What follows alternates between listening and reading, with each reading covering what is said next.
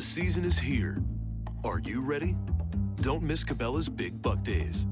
Get $150 off a Savage Arms Trophy Hunter bolt-action rifle with Bushnell Scope combo with sale and mail-in rebate. Get 20% off PMC 223 Bronze Line rifle ammo and save $50 on a Nikon Aculon rangefinder. Plus, get 20% off select Danner and lacrosse footwear. Hurry in and don't miss Cabela's Big Buck Days. Blog Talk Radio. Welcome to the Parenting Aces radio show on Blog Talk Radio's UR Tennis Network. I'm your host, Lisa Stone, back in Atlanta after 2 weeks on the road watching so much college tennis. It was just absolutely awesome. I was at the Oracle ITA Junior and College Masters out in Malibu for several days, and then made my way to Las Vegas for the Mountain Regionals to watch my son play, which was a blast. And now I'm back for a short period of time, and we are doing the show a day early because my women's Alta team, my league team, won our division, and we are in the playoffs, which start tomorrow. So I am going to be on the court during normal airtime, and thankfully this week's guest, Todd Widom, was available to do the show a day early, and I'm so grateful to him for tweaking his schedule a little bit to help me out this week. Also, the Atlanta ITF tournament is going on. The junior event is going on in Atlanta this week at, I believe it's out at Lifetime Fitness. And so I want to just wish all the kids that are playing in that event the best of luck. That event has a special place in my heart because it's where my son earned his first ITF ranking points, and so that was a pretty cool milestone for him, and I always love that tournament. So for the kids playing, good luck to you guys, and the weather is supposed to be perfect. It's like high 70s this week, clear skies, couldn't be more beautiful for tennis. So before I let any more time go by, let me just go ahead and get Todd on the line because he and I have so much to talk about. He always has so much good information to share, and so let me get him with us. Todd, are you there? Hi, Lisa. I am here, and thanks very much for having me on your show. I hope that your viewers have enjoyed my articles that I've written for you and Parenting Aces, and now I'm very excited to be on your show, so this should be a lot of fun. Absolutely. I mean, you always have so much good information to share, and you really come at the tennis thing from a great place, which is that you played at all levels of the game, and you understand what these kids are going through. And it seems like when you talk to parents, or even, you know, when you've told me or written about conversations you've had with some of the players, you seem to be able to relate on a very personal level with the players and the parents, and I just think that's fantastic. So I'm excited to have the opportunity to get you on the show. Well, thank you very much, Lisa. Yeah, you know, I'm based out of South Florida, and about western Fort Lauderdale. The city is Coral Springs, and you know, I do things a little bit different. You know, most people call me and they say, you know, tell me about your tennis academy, and I kind of stop them right there and I say, this is not a tennis academy. So, you know, the things that I do with the kids on a daily basis are quite different. You know, it's a lot of personalized attention, and I only have about 6 players that I'm working with right now, and they're like family to me. I spend a lot of time with the kids. You know, if they need to be picked up at home, I go and I run, I pick them up. Whatever they need from A to Z, it's for them, and I love spending my 5 hours a day with them and trying to help them achieve their goals and dreams. Well, that's fantastic. You are a rare bird. I know you realize that, but I just want to point that out. And I think, you know, a lot of the parents that tune in to Parenting Aces are here because maybe their child isn't getting that type of attention from their coach, and, you know, they want to know how to get that out of their child's coach. And so maybe a good jumping off point for our conversation today is, what questions should parents be asking of these coaches before they hand over their children? Ooh, that That's a very good question, Lisa. When a parent comes to me or they call me, first, obviously, it starts with a phone call, but, I speak about what I do and how I go about doing the things with the kids. And the parents really need to be informed about who's going to guide their kid through their tennis career and maybe through their college career or even professional career. There's a lot of different ways to develop kids. It depends on their personality. It depends on their parenting situation at home. So what the parents need to really be informed about before they hire a coach is what does the coach actually specialize in? Are they very good in all different aspects of coaching a child, whether it's, mentally, physically, tactically, technically? There's a lot of different things that have to be in place for the child for them to be performing at a very high level. And it really all starts with what the goals and the dreams are of the child. And that has to be very, very clear to the coach about what the child wants with their tennis. In my opinion and in my experiences, for me, I was trained at a very high level at a very young age. And so I really am trying to guide the kids that I train to be the highest level player they can. At this moment, I don't train recreational tennis players, even though, that's fun and everything. But my goal is to really help guide these children to be the best they can. And really, they're all looking to be very, very high-level college players or professional players. And I demand a lot from them, and so do the parents. The parents demand a lot from me, and they understand that this is a little bit of a team effort, even though tennis is individual, but it's a team effort, and everyone has to be on the same page, and you have to know exactly what your coach is very strong at. Are they very strong at developing younger children? Are they very strong at developing kids maybe a couple of years before college? Are they very good with professional tennis players? It is a rarity to have a coach that's very good at developing all different levels of tennis players, which I was very fortunate to have. As all of you that have read my articles, I had one or two main coaches from when I was 6 to 26 years old, from when I retired on the tour. So that's rare, and I understand that. But parents have to be very, very aware of what their coach is specializing in. Well, I think that's a great point. And you mentioned that, the coach needs to be aware of what the player's goals are. But, in my own experience, the goals change as the kids grow up, right? So for a lot of these kids, when they're first starting to play at 6, 7, 8, 9, 10 years old, their goal may be to be number one in the world, or to be, to play at one of the top colleges in the country, or to win the NCAAs, or whatever. There's, they have these high-level goals typically when they're starting out, but those goals may shift as their priorities shift, as they're growing up, especially once they hit high school age and other lures come into the picture. And so can you talk a little bit about keeping the lines of communication open, and what is the role of the coach as the kid is growing up and facing other temptations off the tennis court? Well, that's an excellent question. It is the coach's responsibility to make sure everyone is on the same page and to make sure that the goals and dreams are realistic. You don't want to be killing any child's dreams, but you want to make sure that they're achieving their goals and they're progressing consistently to what they would like to become, with their goals and dreams.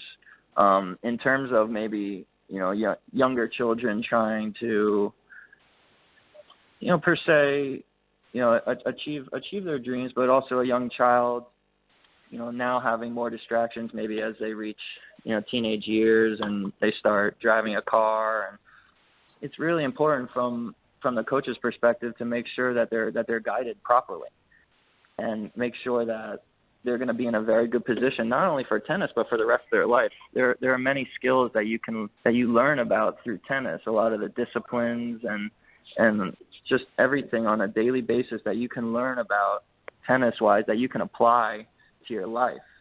My coaches growing up, they weren't just tennis coaches, they were father figures. And so every time that I had a problem or a concern or whatever it was, many times I went to them. And that happens as well in the system that I run, because maybe a child is a little bit in fear of telling their parents what is going on in their life, and you're the one that they turn to. So it becomes a very, very close relationship with the players, and you want to make sure that you're there for them, and that obviously that you're caring for them, and make sure that they're in a great position to thrive in their life, because tennis is only going to last so long. The vast majority of tennis players are going to retire when they're 22. And what I mean by retire is that they play 4 years of college tennis, and then they're going to enter the real world, maybe get a job, or they go to graduate school, or maybe law school, or medical school. So you want to make sure that life after tennis is going to be an excellent thing for them. Right. And, we have a lot of tools at our disposal now as parents. You coaches certainly have a lot of tools at your disposal online, different rating systems, UTR. We have tennisrecruiting.net now. Obviously, we have the USTA rankings.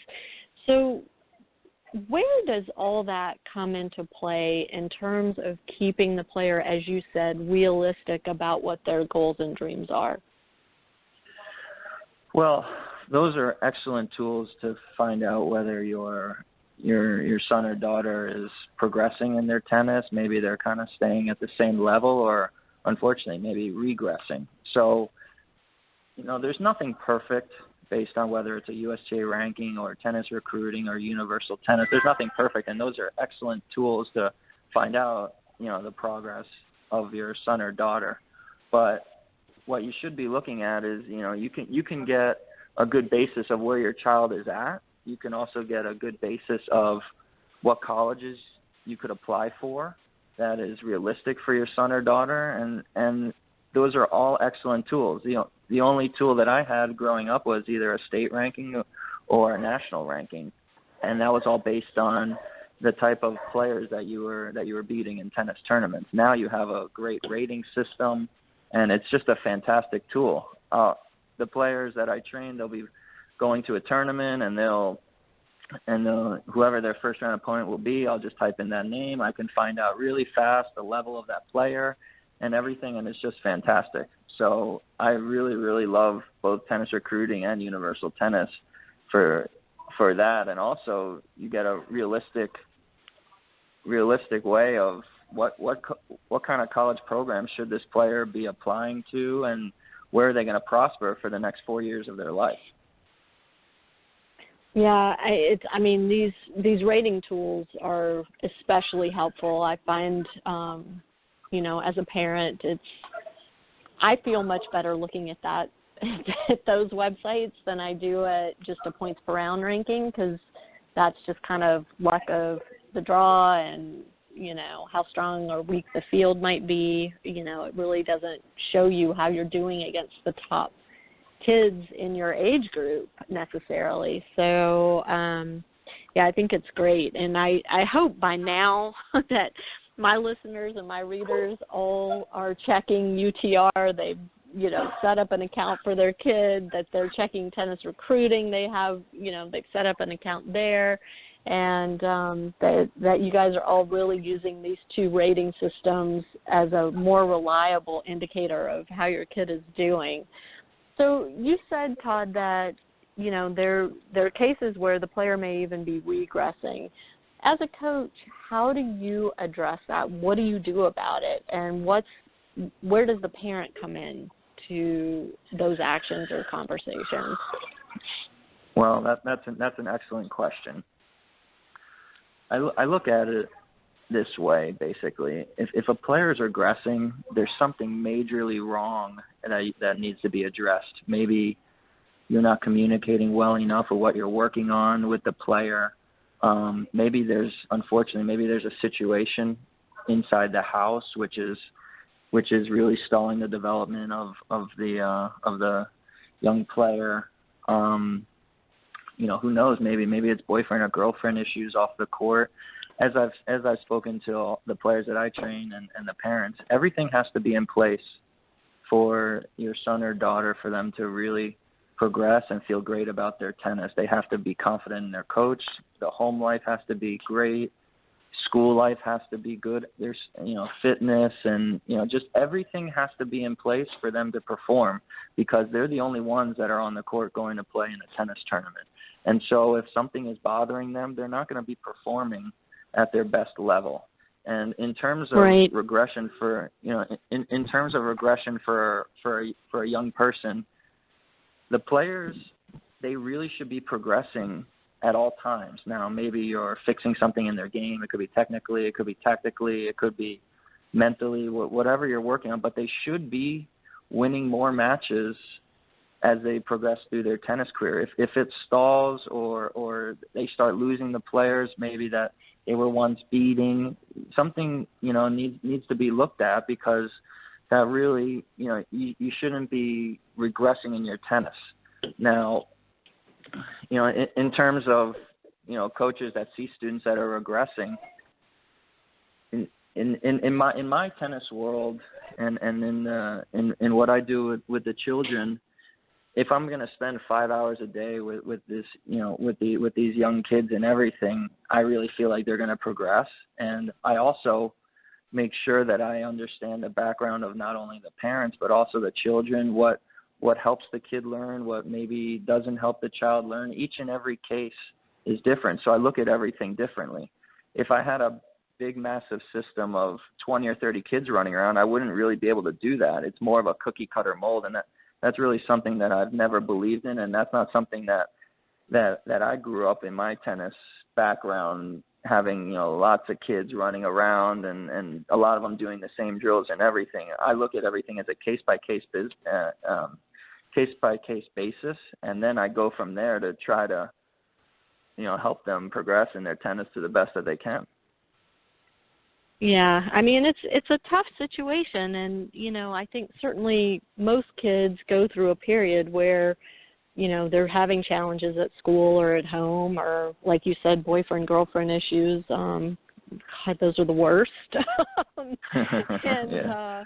I mean, it's nice, I think, for especially a teenager to know that they can rely on their coach as a supportive ear in those situations. And as you mentioned, a lot of times the kids don't feel comfortable coming to their parents with these kinds of things. And, I think I always wish that my kid had that relationship with the coach to be able to have those conversations. And, unfortunately, not every coach feels that that's their role, and that's fine. But that's one of those things that I guess, going back to the beginning of our conversation today, when you're interviewing a coach, what questions should you ask? Maybe that's one of them. And I don't know, Todd, I mean, how do you feel about the fact that, if you're choosing a coach for your child at 7, 8, 9 years old, obviously as the kid grows and changes, the needs for a coach are going to change as well.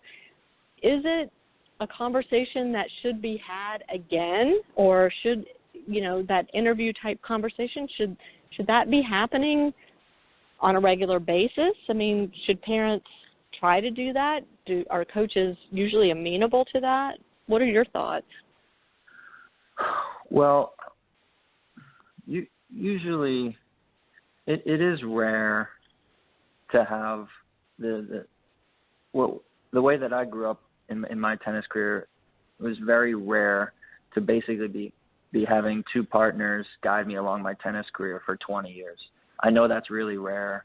I speak when parents interview me, and by the way, I interview them as well to see if I really want to take on the child as well, because my system is so small that I want to make sure that it's not only good for me, it's good for the parents, but it's also good for the children that I'm training at the current time. The parents need to be, in my opinion, the parents need to be informed about the process of development that their child is going to go through, and then have short-term goals about how they're going to achieve those goals. And then as those goals are met, then you start making new goals and different goals, it's a process. Obviously, as many of you have heard, it is a process, but you have to make sure that you go about the process in a very disciplined manner and make sure that the child is learning all the time. I'm not sure I see children learning new tools and how to be winning matches and how to be training properly, and that's really many times the basis of the articles I write, as well as that let's make sure that the children are training properly and their preparations are proper so that they can achieve their goals and dreams and get into the position that they would like to get into with their tennis career, whether it's maybe college or even high school or professional tennis. So having someone in their corner who's very organized, who's very disciplined, who's going to teach your child how to act, how to approach, and speak to college coaches. There's so much that's involved for a tennis coach, and there's a huge responsibility that the tennis coach has to guide the children properly, because depending on whether your child is homeschooled or they go to regular school, for instance, the children that I train, they're training with me 5 hours a day, but it's even longer than that because they come, they eat lunch, I'm with them all day long. And not only that, then I go to their tournaments on the weekends. I don't go to every single tournament, but I do go to many tournaments on the weekends. So you want to make sure that everything is going well and the communication is very good, and that the communication to the parents is very good so that they understand what their child is going through at the present moment and how they're going to progress through their development so they achieve their goals and dreams. Well, so you talked about, the training and how it needs to adapt and what types of things you're looking for and what the parents should be looking for.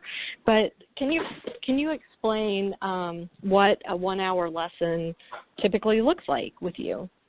Or however long your lessons are. I guess if you're with the kids 5 hours, it's a lot longer than an hour.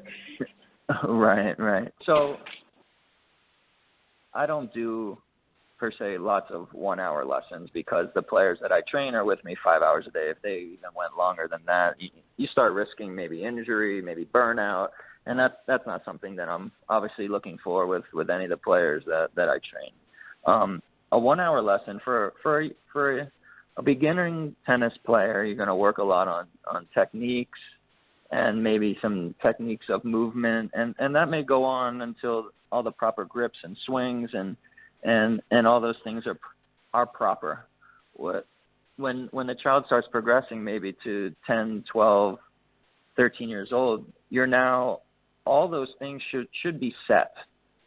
So maybe when the player is maybe around 10, 11 years old, all the grips, techniques, those things should be set.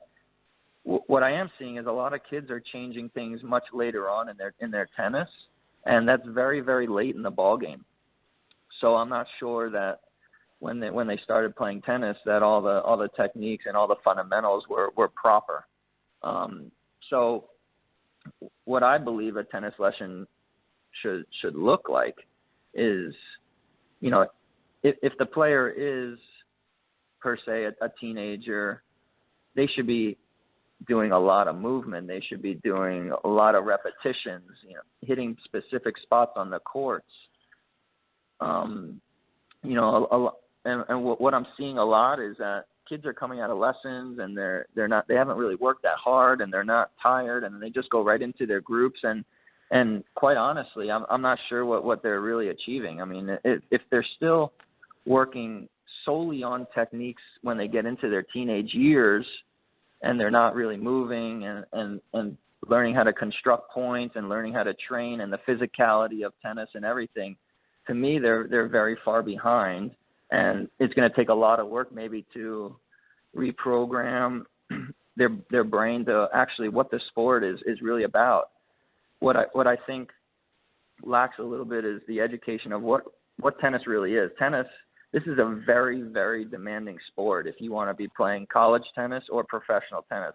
It's one of the toughest sports out there. And I remember thinking this when I was on the ATP Tour, is that, man, there are so many different aspects to this sport, whether it's court surfaces, balls, getting on plane flights. There's so many different elements that make this sport very, very demanding on a person. So, want to make sure that they are up to the challenge and that they understand really how demanding the sport is, and the workouts should be very tough. This is a very, very tough sport. And so many times I have players that come over to me and they tell me they train 25 to 30 hours a week, and that's a lot of hours. And so I tell them, all right, well, let's start with a 1 hour lesson. And they kind of look at me like I'm crazy. And I tell them, and I say, listen, we'll just start with an hour. If you can do more, that'll be great. And most of the time they struggle to get through a half hour to an hour lesson. And I tell them, I said, these are the things that you need to be working on. This is the type of physicality that this sport requires for the goals that you have set out to try to attain. And they start to understand really quickly that they need to be putting in that type of intensity and work on a daily basis for them to achieve their goals. And it really is about the intensity level, right? I mean, to train for 2-3 hours at a low level of intensity isn't preparing these kids for competition, for college, really for anything beyond a recreational level of play. Right. Well, the words high performance get thrown around quite a bit. So I don't really even know what high performance is. Actually, yeah, I do know what high performance is, but those words get thrown around a lot. High performance for me is that the child is going to go and train and train, maybe they're 5 hours if they're homeschooled, or maybe 2 to 3 hours after school, and they're walking off the court and they are exhausted. They're tired. They're sweaty. They're tired. They may want to sit on a bench for 20, 30 minutes. These are the things that I remember when I was training coming up through junior tennis, that I would have to tell my mother that, Mom, give me some time. I need to relax because I'm so tired. I'm not sure I can walk to the car. So, I'm not sure that the kids are being trained at that type of intensity level on a daily basis. And that's really how you build these athletes. This is a very, very tough sport, especially if you want to be playing at a high level. And the physicality of the drills and the fitness level and everything that's required needs to be at an absolute premium, because you're not only playing the kids in your county, in your state, in this nation, but you're actually competing against kids all over the world. So those kids are competing for your college scholarships. They're competing for the WTA Tour or the ATP Tour. So you have to be thinking, what are the children doing in South America? What are they doing in Europe? What are they doing in Asia? Because trust me, they are really, really working hard. And that was harped on from day one, from when I was training. When I was 7 years old, I was going through drills, making sure I made 20 balls. If I didn't make 20 balls in a row, we started from zero. There were times my coaches told me to finish the bucket. There were 200-300 balls in the bucket. I was trained by some very, very tough Argentine coaches, but they knew how to produce champions. And so it really all depends, like I said, on your goals and dreams of what you want with your tennis. Well, so let me ask you this, because this was a question that I had repeatedly through my own kids' junior years, and I get asked the question a lot by other parents too. You're talking about training these kids at a high level and, putting them through these intense drills, intense lessons. What if the kid just, they're not willing to work at that level? They say they want to play high-level college tennis. They say their goal is to play on the Pro Tour, but they're not putting in that effort on a daily basis. At what point is it the coach's responsibility to hold them accountable to those goals? At what point is it the parent's responsibility to hold them accountable? And at what point is it up to the kid, and as a coach you say, I'm sorry, but you're not putting the work in. I can't help you. Well, that could happen quite often. Hopefully not in the system that I have here in South Florida, but when you take on many players, 20, 30, 50, who knows, you're going to have a lot of different personalities. You're going to have kids that have very high dreams and goals and expectations of themselves, and then you're going to have kids that maybe don't don't, have those same expectations and goals. With what I do on a daily basis with children 5 hours a day, those things of hard work and listening and bringing their game and everything every single day has to be there, or else it doesn't really interest me that much in training the player. So now maybe it's communication. So I don't just throw them off the court and say, you don't want to be here, and go home. So a lot of times I'll try to, maybe change my terminology to them and try to explain to them and educate them in what it's really going to take. And so that's what I try to do. Then if there's still problems later on with, maybe the child doesn't really want to work at this type of intensity level, or they just, really don't want to be great, even though they say they want to be great, or not even be great, but just basically bring their work ethic every single day, then I'm not interested in training, those types of players. I want to be happy when I get on the court to train the types of players, and the player doesn't have to be phenomenal. They don't have to be incredible talents and everything, but what they do have to do is they bring a great attitude, bring a great work ethic. They want to learn. These are the things that I look for on a daily basis, and then I know that, given a certain amount of time, that the players are going to do very, very well, because they're bringing that every single day, and I'm bringing what I know to the court every single day and trying to pass my knowledge to that certain player.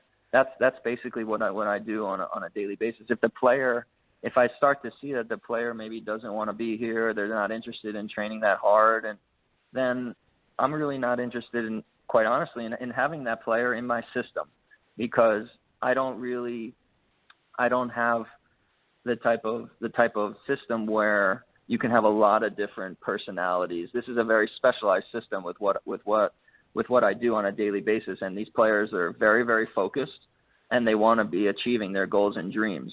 If I had coaches that I hired and a big system, then you could take on players that maybe weren't quite as serious and everything, then that's fine.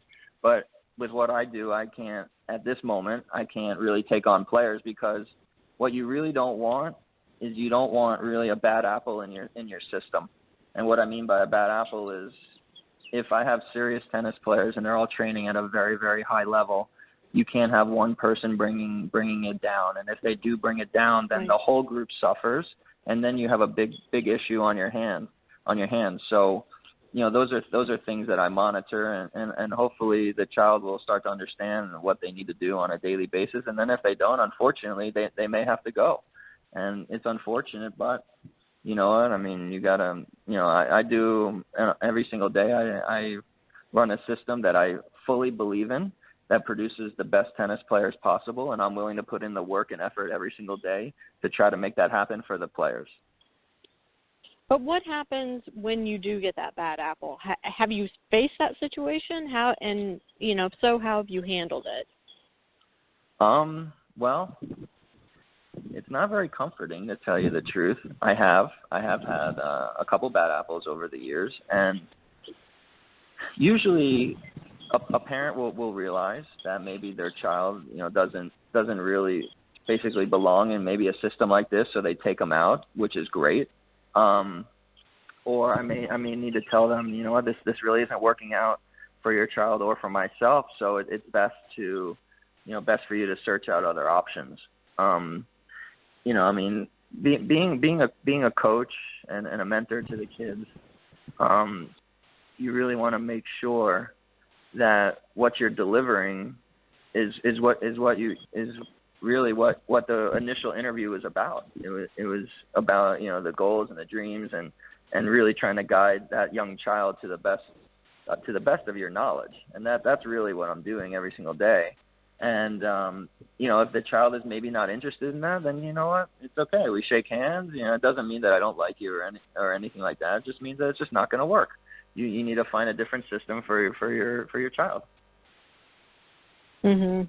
And have you ever had a situation where the parent said, you're not doing your job, work harder and fix it, and I'm imagining these conversations, and I suspect there are parents that when they hear from you, your child's not working at the level I require, this isn't working out, you need to find a new coach, would say, well, it's your fault. You're not doing your job then, and how do you handle that?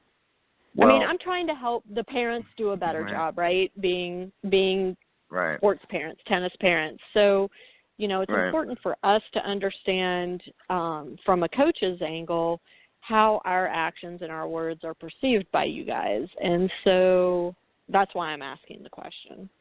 Are you asking, a parent would say maybe that I'm not working hard enough with their child? Is that what you're asking?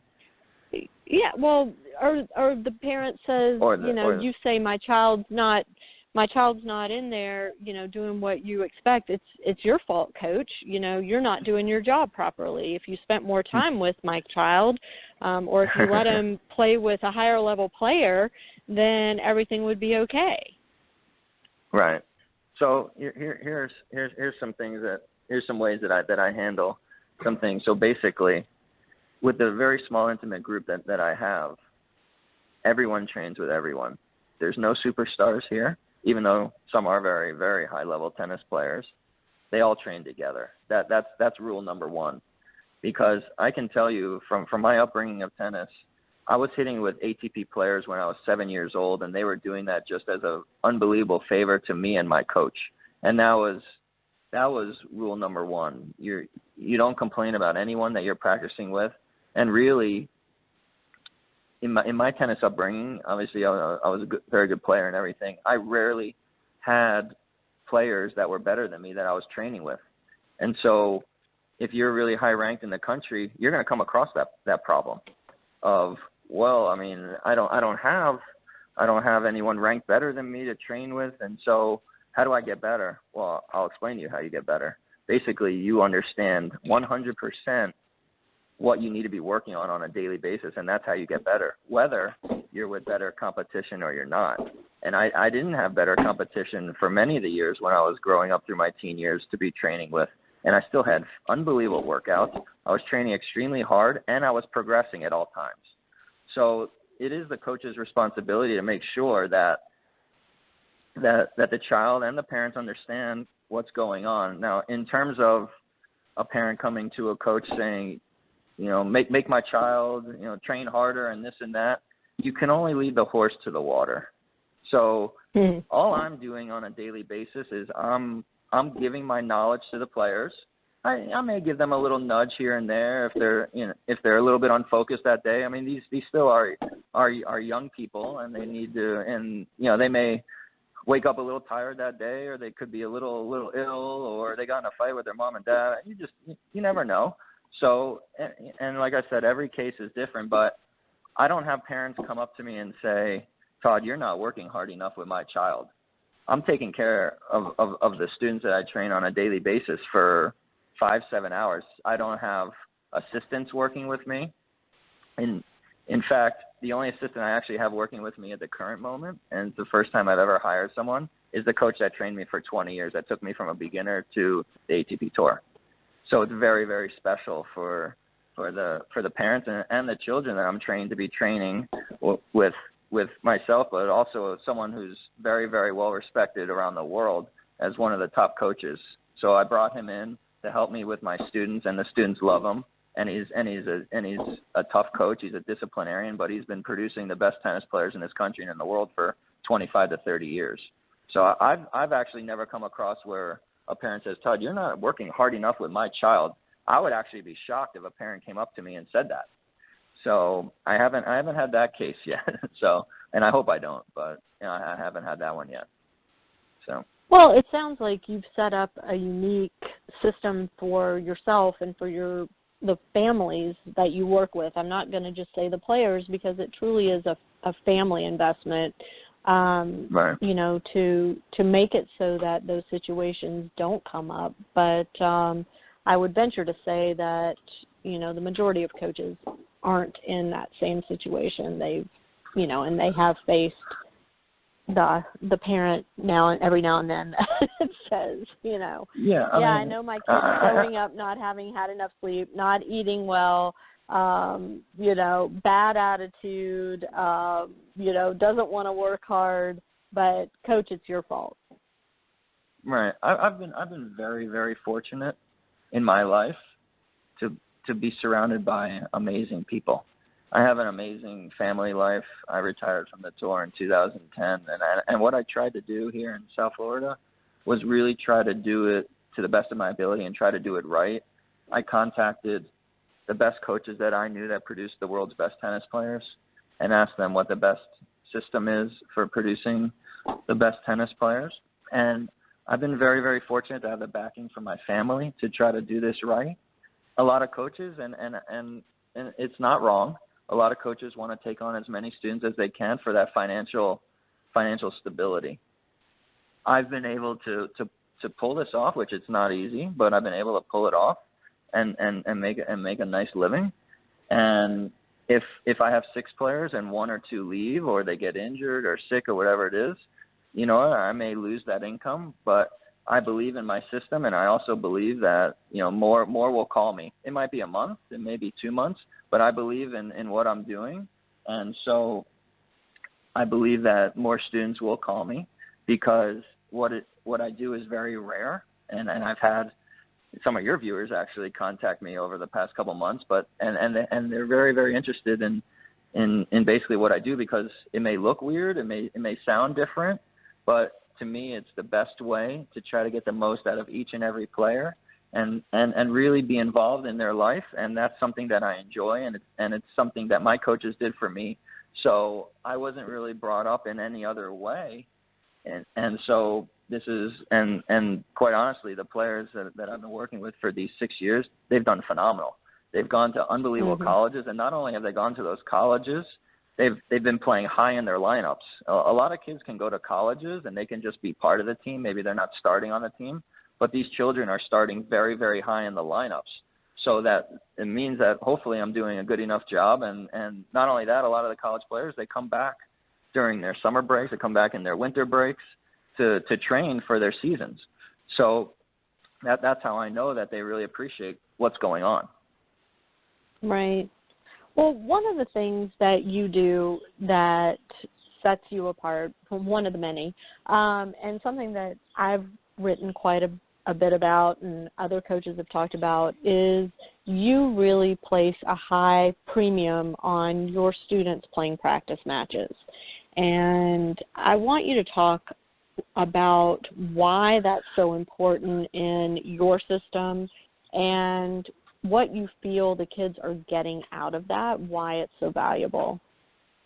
Oh, well, what I can tell you from practice matches is that what I'm seeing is less and less kids playing practice matches, and right. That's concerning. That's very, very concerning. Now maybe it's at the facility, maybe the kids don't have enough courts to be spreading out to play matches.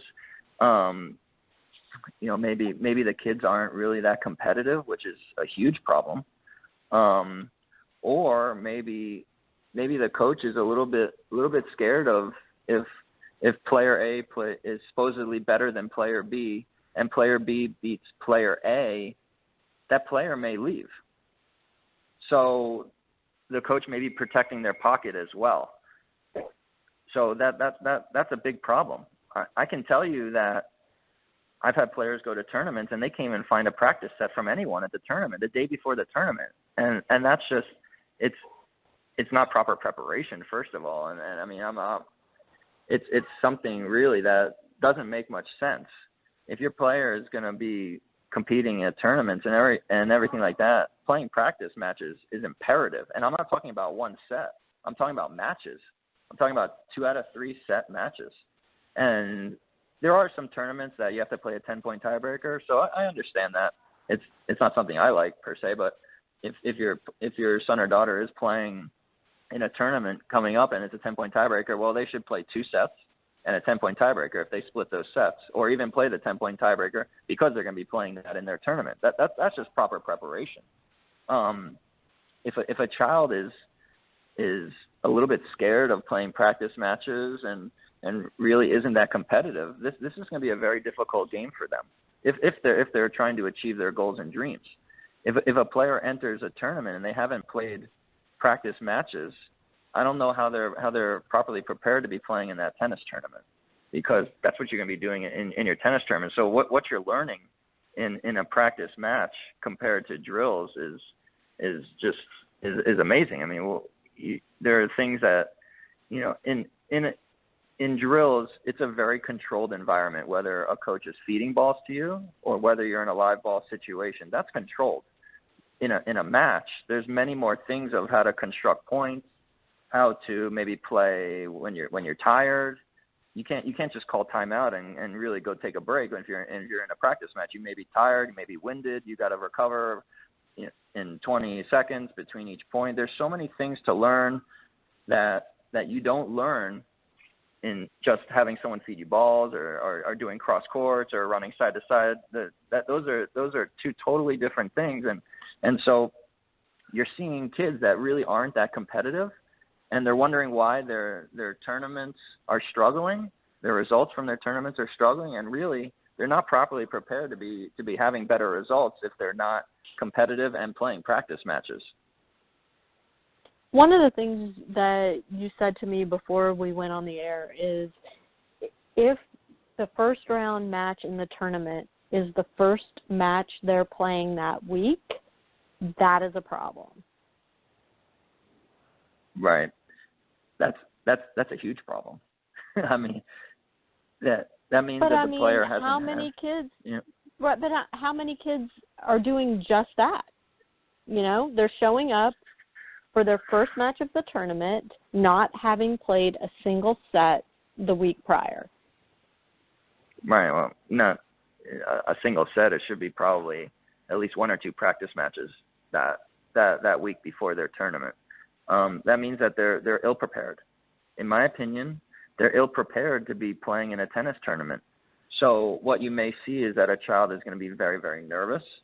They're going to be unsure of themselves because they have not had the proper preparation going into that tournament. If they had great practices during the week and they played a couple of great practice matches, now they're prepared to be playing a tennis tournament. If a child goes into a tennis tournament and their first set is the first set they played that week, you're going to have major problems because they are not match tough to be playing in that tennis tournament. So I'm not really sure how they're going to be achieving their goals and dreams if they're a very, very serious tennis player. I don't know how that happens. What if they have crummy practice matches the week prior? Would you tell them to reconsider playing in the event? No, I think you make the best out of every situation that you can. So if your child is head and heels above maybe the player across the net, there's always something to work on. Maybe you work on some serve and volley. Maybe you work on your slice backhand. What I'm seeing is a lot of kids hit topspin forehands and topspin backhands. They don't have a lot of variety. They struggle to move around the court. Their transition games struggle. A lot of times kids aren't working enough on their return of serve. I can go on and on about this. But if you have a lesser opponent across the net, you should be working on something that you normally wouldn't be working on. And that's an ideal time to be doing that.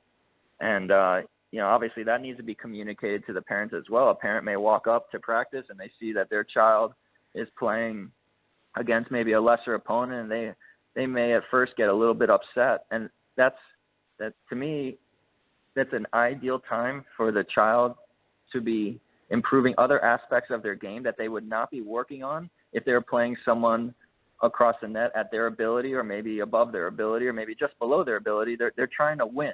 They're trying to win basically at all costs. So they're going to figure out a way to win, but they're not working on their game. They're competing, which is fantastic, but these things are totally different. So if someone is across the net and they're much lower level, that child needs to have the maturity and discipline to be working on something that they normally would not work on. Okay, and what if during the week prior to the tournament, the child is playing practice matches, let's say with somebody, at a similar level, but they're just playing like just everything's off. The timing's off. Their mind isn't in it. Their shot selection is crummy because, they're not focused. How do you use that to get them ready for their first round? Well, I try to have them focus a little bit better on what we're really trying to work on. I can go send 2 kids to court 20 and they can go play a practice match against each other. Does that mean that they're becoming better tennis players? Maybe, maybe not. It all depends on if they actually understand what they're working on. So many times when I go to tennis tournaments, I can't even figure out what the game plans are of the kids that I'm watching compete. They don't really understand how to be constructing points, how to handle different situations, how to handle their own attitudes, their own emotions. There's a lot of things that coaches need to, in my opinion, that coaches need to coach about so that their child can progress. In terms of, in terms of the development, what you're seeing a lot and what I've seen a lot in the United States is you see a lot of kids that have their techniques for the most part look pretty good, but they really don't understand what they're doing on a tennis court, and especially in a point situation. They don't understand how to construct points properly for them to use their strengths against the opponent's weaknesses, and that's coached, as well as they can learn by watching matches and everything, but that's actually coached to understand how to play tennis, not just run and hit a tennis ball. Right. Well, so let's shift gears because we've only got less than 10 minutes left, and I want to make sure I touch on this. Right. A lot has been written and said about parents, tennis parents in particular, that we're a difficult group, and we don't really understand what our role is in the whole process, and I think that's true. I think a lot of us are very confused about what we're supposed to be doing out there. Helicopter parents, that term gets thrown around a lot. Can you talk about that, and as a coach, how do you help parents do a better job? Well, I've had a couple of different cases. Some parents, unfortunately, I'll sit down and I'll chat with them and we'll have a great discussion, but maybe they have trouble letting go of their child. I don't usually have cases like that because they drop their child off and they understand that their child is gonna be taken care of, by me for the 5 hours a day of training, plus it could be a couple hours at lunch and everything like that. Now, I have had some cases where I think I'm thinking, quite honestly, man, it's gonna be really hard for this child to mature. It's gonna be really hard for them to break free from their parents, and it's gonna take a toll on their tennis, unfortunately, and it's very unfortunate, but I guess it is what it is. There's gonna come a certain point where it could affect the relationship between the son or daughter with their parent, which is really disturbing, because tennis is one thing, but if there's problems between the children and the parents in the house, that's a whole nother issue. And so the best players that I've trained in these 6 years, their parents will full out admit, I let you do your job, and I wanted to stay out of your way, and it wasn't, and that doesn't mean that we didn't have discussions about what I was working on with their child or the development that we went through so their child could achieve their goals, but they let me do my job. And if I was going to the doctor's office, I wouldn't tell the doctor what to do. And so a lot of it comes down to the trust you have in the person guiding your child as well. So it doesn't mean that the parents have to be thrown away and get out of the way and everything. I look at everything as a case-by-case basis. So the way that I train a child could be much different from the way that I train another child. I also look at the background of the child, where they came from in the house, who coached them prior to when I started working with the child. I try to really get a great background of how to help this child become the best that they can be, and to become obviously great citizens. And when they start going through the process for college, I want to make sure that I'm giving, that I'm sending a child to a coach that I think that the coach will have a great time with, and they'll have a great 4 years with.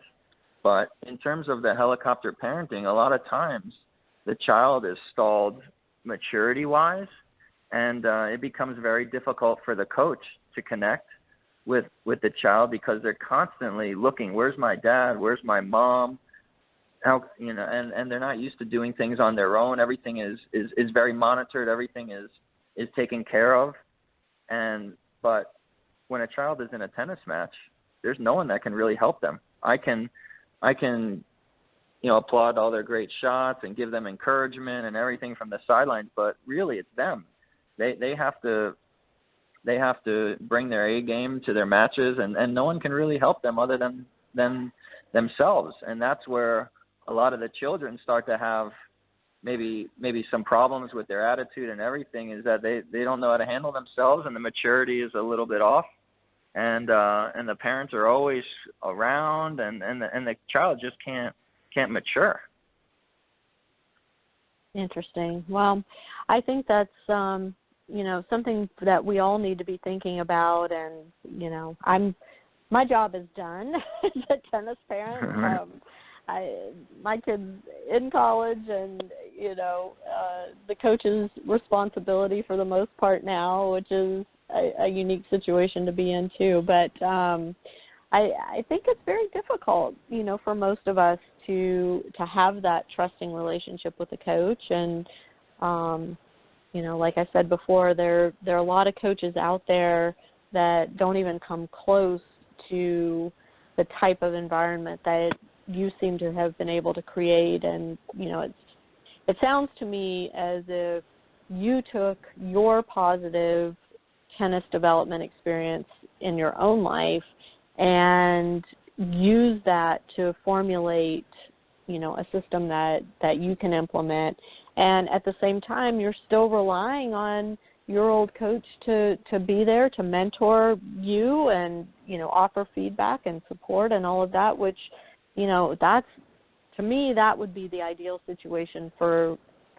any coach. But not everyone has the know-how to do that or the means to do it, I guess. And so congratulations to you for creating this phenomenal environment for these kids, and they're very lucky to be working with you. And I hope you'll continue to share your coaching wisdom with the Parenting Aces audience, because even though I'm not in that role anymore, I continue to learn, and it's really phenomenal to have access to people like you, Todd, to talk to us about how things should be out there and the things that we as parents should be looking for to make our children's experience in the sport a positive one.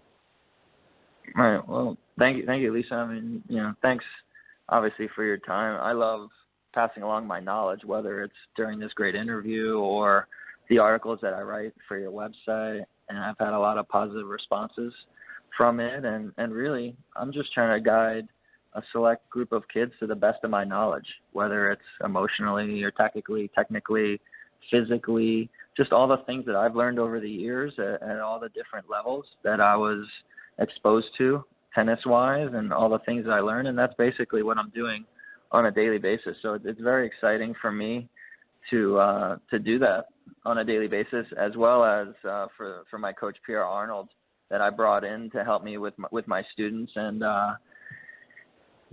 we're just trying to create the best environment possible. That's really what we're trying to do, and I'm trying to be different, and it's not easy, but we're putting in a lot of work and a lot of time, and the children deserve it.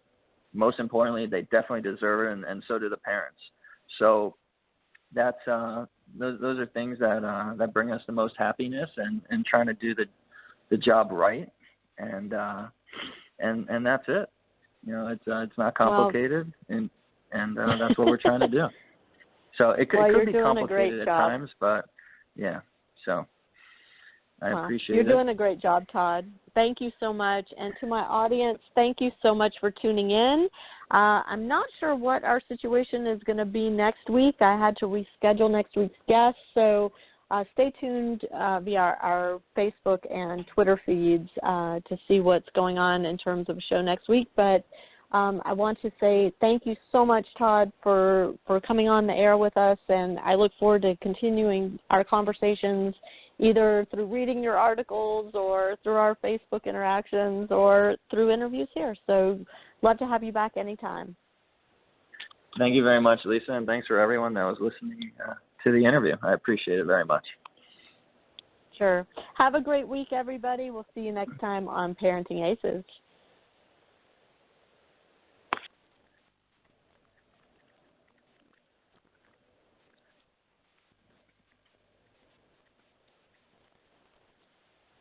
When you don't go to Geico.com, car insurance can seem intense. Like breakup R&B intense. I thought you said you loved the sweater that I got you.